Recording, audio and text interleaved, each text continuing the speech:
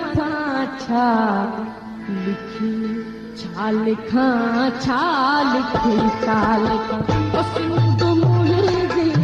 दुनिया जा सिंधियो हिक मुठ थी सिंध बचायो।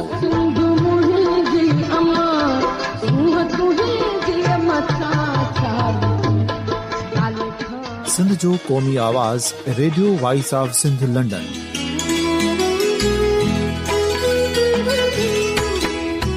Radio voice of Sindh London पंहिंजी नशरियात में सिंध जी सियासत, समाज, इक़्तिसादियात, तारीख़, क़ौमी उमंगुनि ऐं इख़्लाक़ियात मुतलिक़ सिंध जी हक़ीक़ी तर्जुमानी कंदे प्रोग्रामनि खे असराइतो बणाइण लाइ सिंध जे घण घुरनि ऐं धरतीअ सां प्यार कंदड़ अदीबनि, दानिशवरनि, सहाफ़ियुनि, उस्तादनि, वकीलनि ऐं हर तबिके जे मानवारनि सजणनि खे सिंध में शऊरी इनकलाब लाइ सहकार जो सॾु ॾियूं था। अचो त गॾिजी सूफ़ियुनि ऐं संतनि वारी सिंध जो ओज हिक मुठ थी वरी वापसि आणण वारे सफ़र जा साथारी बणिजऊं।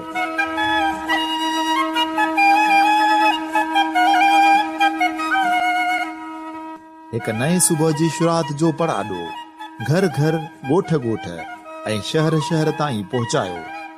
शाल सिंध आबाद ऐं ख़ुशहाल थिए, सिंधी माण्हू सुखियो ऐं सताबो थिए।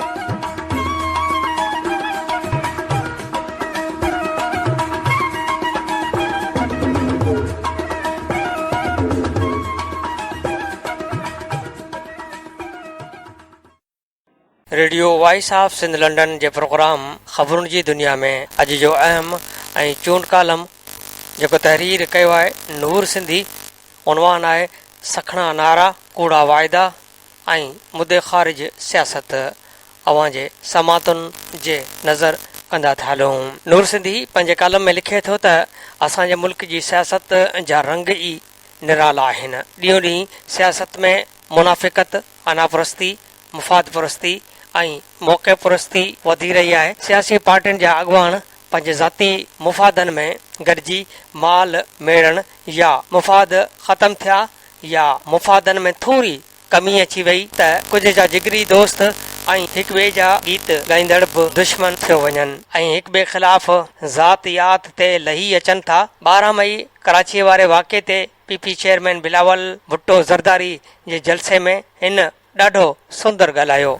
उन मौक़े ते 58 बेगुनाह शहरियुनि जे क़त्ल आम, 100 बेगुनाह माण्हुनि जे ज़ख़्मी थियण ऐं उन खां अॻु बि केतिरो वक़्तु कराची में क़त्ल आम, घर घर मां लाश निकिरण ऐं ॿियनि मौज़ूअनि ते ॻाल्हायो। असां बिलाल जे अहिड़ी हक़ीक़त ते मबनी निशानदेही ऐं दहशतगर्दीअ ख़िलाफ़ सख़्त अंदाज़ में ॻाल्हाइण ते असां खे ख़ुशी थी आहे, पर सवाल इहो थो उभरे त जॾहिं अहिड़ा बयान ज़ुल्फ़कार मिर्ज़ा क़ुरान पाक मथे ते खणी ॾिना त पीपी वाग धणी मथसि ॾमरजी पिया ऐं अहिड़नि बयाननि ते पाण में जिगरी दोस्त आसिफ़ ऐं ज़ुल्फ़कार मिर्ज़ा न सिर्फ़ अलॻि थी विया, जॾहिं गॾियल 5 सालनि जी पीपी हुकूमत में पीपी ऐं MQM मुफ़ाहमती पॉलिसीअ तहत इताद हो त पीपी हिननि खे हुकूमत में शामिल कयो। संदन पसंद जूं वज़ारतूं ॾिनियूं। जॾहिं त थोरी ॻाल्हि तां MQM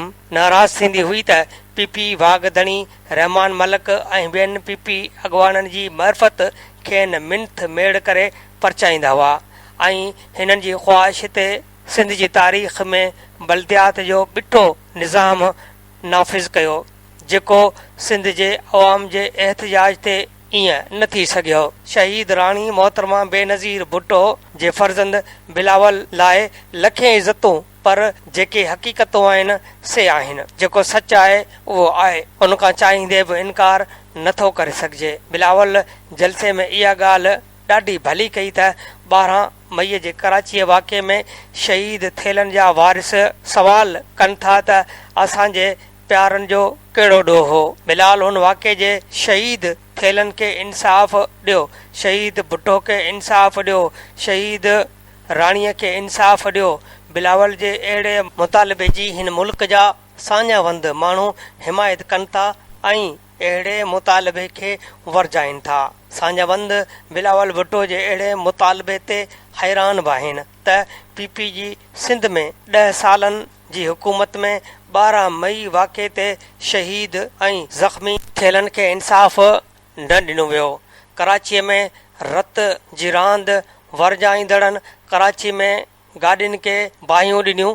कराची खे यरकमाल कंदड़नि ख़िलाफ़ कारवायूं करण बजाए उन्हनि खे गॾु विहारियो ऐं हुकूमत में शामिल कयो। 10 सालनि जे पीपी दौर में शहीद भुट्टो जे मुबी फर्ज़ंद मीर मुर्तज़ा भुट्टो जे केस जी पैरवी न थी, जिन पुलिस ऑफिसरनि जा हथ संदसि खून में रंगियल हुआ, उन्हनि खे तरक़ियूं ॾेई अहम उहिदनि ते विहारियो वियो। छा वफ़ाक़ ऐं पीपी जे 5 साला हुकूमत में शहीद राणीअ खे इंसाफ़ मिलियो? शुरू खां आख़िर ताईं संदसि शहादत बारे केस जी पैरवीअ खां वधीक मॉडल अयान अली जे केस जी पैरवी कई वई। इहे ॻाल्हियूं लिकियल न आहिनि, हर माण्हू बाख़बर आहे। यकीनन हिन सूरत हाल ते शहीद भुट्टो राणी जा रूह ग़मगीन हूंदा। केॾी न सितम ज़रीफ़ी आहे जो अॻु जेको पीपी जा नज़रियाती कारकुन नारो हणंदा हुआ त हम शर्मिंदा हैं बीबी तेरे कातिल ज़िंदा हैं, जा नारा बि लॻण बंदि थी विया आहिनि। वॾी सितम ज़रीफ़ी इहा बि आहे त शहीद भुट्टो जो अहम मशहूरु नारो हो त अवाम भुट्टो आहे, पर भुट्टो जो रत चूसियो पियो वञे। भुट्टो शहीद जो उहो नारो बि मक़बूल रहियो त ताक़त जो सरचश्मो अवाम आहे। इहो नारो पीपी जा मौजूदु वाघ धणी बि हणनि था, पर अवाम जी हिननि वटि जेका हैसियत ऐं इज़त आहे इहा सभिनी जे साम्हूं आहे। पीपी ग़रीब अवाम जी पार्टी सॾी वञे थी, पर अवाम जे बाशऊर माण्हुनि जो चवणु आहे त पीपी शहीद भुट्टो शहीद राणीअ जे वक़्त में अवामी पार्टी हुई, अॼु इहा वॾेरनि जी पार्टी बणियल आहे जेका ग़रीब अवाम बजाए वॾेरनि सरदारनि खे फ़ाइदा पहुचाए थी। शहीद भुट्टो जो अटो लटो अझो वारो नारो सिंध में पीपी जे 10 साला बाख्तियार हुकूमत में पूरो न कयो वियो। 10 सालनि जे दौर जी इक़्तिसादी सूरत हाल इंतिहाई ख़राब रही। गुरबत जी शरह वधी, करप्शन वधी। शहीद भुट्टो सियासत खे ड्राइंग रूम मां ॿाहिरि कढियो ऐं पीपी जी मौजूदु वाघ धणियुनि सियासत खे अवाम मां कढी ड्राइंग रूम में आंदो। पीपी जा साञावंद माण्हू चवनि था त जनरल ज़िया खां वठी परवेज़ मुशरफ ताईं हर गैर जमहूरी दौर में पीपी खे ख़तम करण जी कोशिश कई पई वई, पर खेनि कामयाबी न थी। पर शहीद राणीअ जे शहादत बाद पीपी वफ़ाक़ जी पार्टी हूंदे सिंध ताईं महदूद रहिजी वई। गुज़िरियल चूंडुनि में सिंध में पीपी जी कामयाबी उन करे थी त पीपी जी मुतबादल पार्टी न आहे। पीपी जे नज़रियाती साञावंद माण्हुनि जो ख़्यालु हो त पीपी सिंध मां कामयाबी हासिल कई आहे, उन करे सिंध खे पेरिस बणाईंदासीं, गुरबत ख़तमु कंदासीं, ग़रीब अवाम खे अहमियत ॾींदी, पर पीपी अवाम खे मायूस कयो आहे। चूंडियल एवज़िन अवाम जे ख़िदमत करण बजाए पंहिंजी ख़िदमत कई। गुज़िरियल 5 सालनि में नौकरियूं मेरिट बजाए सिफ़ारिशी बुनियादनि ऐं ॾोकड़नि जे एवज़ ॾियण जा केतिरा ई स्कैंडल साम्हूं आया।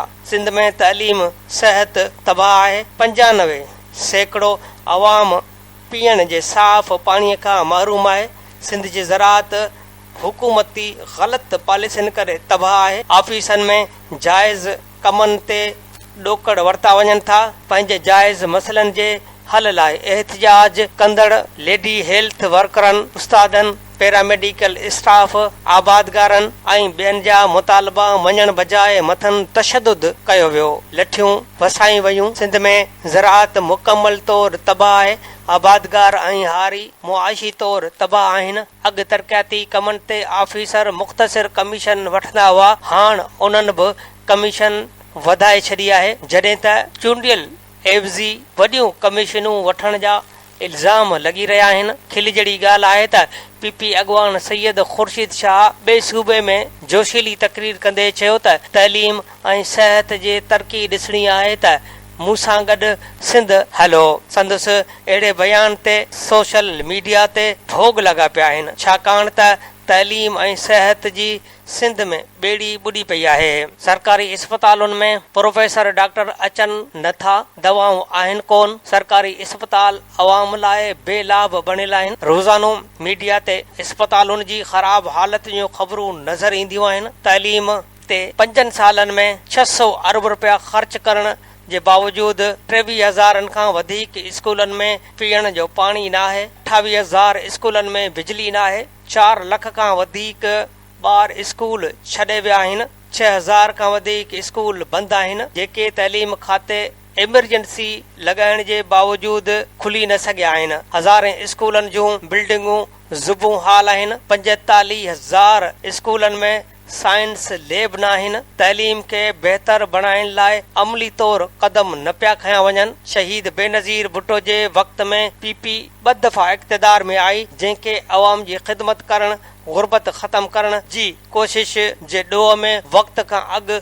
संदसि हुकूमत खे ख़तम कयो वियो। पर मुख़्तसिर दौर में शहीद राणी अवाम लाइ तमामु घणो कुझु कयो। उन करे पीपी दौरे हुकूमत में अवाम वज़ीर आज़म बेनज़ीर आएगी, रोज़गार लाएगी जा नारा हणंदो हो। पर 10 सालनि में सिंध में पीपी हुकूमत गुरबत वधाई आहे, मसला वधाया आहिनि। बिना फ़र्क़ जे ख़िदमत वारो सिलसिलो बंदि थी वियो आहे। शहीद भुट्टो जी शहादत बैदि शहीद राणी संदसि मिशन खे अॻिते वधायो, पर मोहतरमा बेनज़ीर भुट्टो जी शहादत बैदि पीपी हाणे अवामी पार्टी नाहे रही। हाणे नज़रियाती कारकुन जहिड़ा सियासी यतीम थी विया आहिनि। मुल्की सियासी सूरतहाल ॿुधाए पई त ईंदड़ आम चूंडूं पीपी लाइ एतिरियूं आसान न हूंदियूं। मुल्की सियासी सूरतहाल ॿुधाए थी त ईंदड़ वफ़ाक़ ऐं चइनि सूबनि में कंहिं बि पार्टीअ जी वाज़ह अक्सरियत जा इम्कान घटि नज़र अचनि था। उन करे ईंदड़ वफ़ाक़ी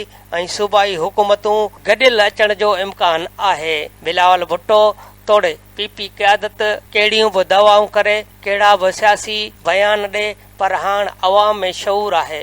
हूअ हर ॻाल्हि खे सम्झे थी। उन करे पीपी या कंहिं बि पार्टीअ जी क़यादत जूं तक़रीरूं अवाम खे बेवकूफ़ नथियूं बणाए सघनि। उन करे पीपी तोड़े ॿियनि सियासी पार्टियुनि खे हाणे माज़ीअ वारे मुद्दे ख़ारिज सियासत खे ख़तम करे अमली सियासत करणी पवंदी। छा सियासी पार्टियुनि जी क़यादत वटि सखणा नारा, कूड़ा वाइदा, वचन बजाए अवामी ॻाल्हियूं करण। हाणे उहे पार्टियूं चूंडनि में कामयाब थींदो जिन जे कौल फ़ैल में फ़र्क़ु न हूंदो, जेके अवाम जी ख़िदमत जूं ॻाल्हियूं करण बजाए हक़ीक़ी ख़िदमत जी सोच रखंदियूं। हाणे अवाम सुजाॻ आहे ऐं ईंदड़ चूंडनि में माण्हू सोचे सम्झे वोट ॾींदा। Radio voice of Sindh London जे प्रोग्राम ख़बरुनि जी दुनिया में अॼु जो अहम ऐं चूंड मज़मून नूर सिंधीअ जो तहरीर थियल हुयो, जंहिंजो उनवान हुयो सखणा नारा, कूड़ा वाइदा ऐं मुद्दे ख़ारिज सियासत। अवां जे समातुनि जे नज़र कयोसीं।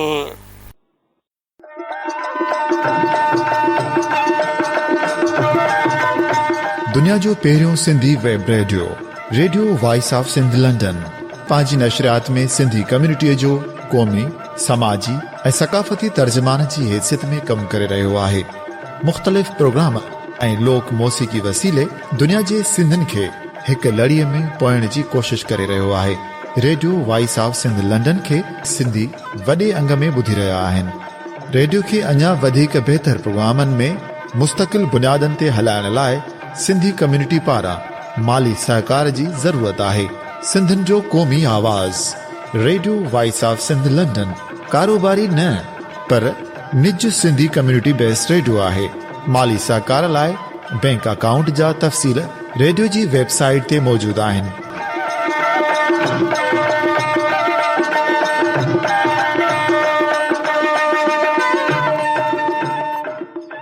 अवां जी समातुनि ताईं radio voice of Sindh London